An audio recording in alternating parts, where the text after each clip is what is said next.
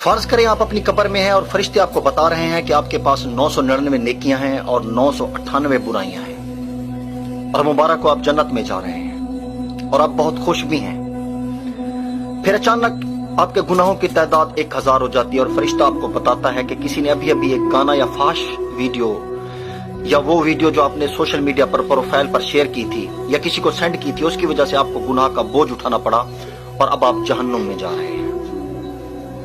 इसे कहते हैं गुनाह जारिया।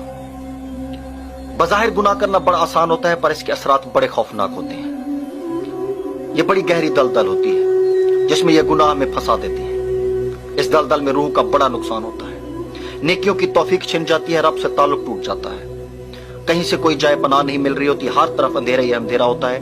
और जब रूह के जख्म नाकाबिले बर्दाश्त हो जाए तो रूह दम तोड़ जाती है।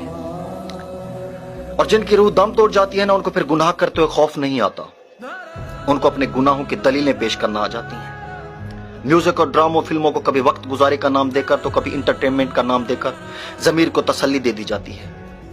और फिर यह तसल्ली बेतुकी भी नहीं लगती, क्योंकि दिल भी बीमार पड़ चुका है, आंखें अंधी हो चुकी हैं, कान बहरे हो चुके हैं, रूह की चीखें सुनाई नहीं दे रही। और अगर ऐसी हालत में मौत आ जाए तो सब कुछ बर्बाद हो जाता है।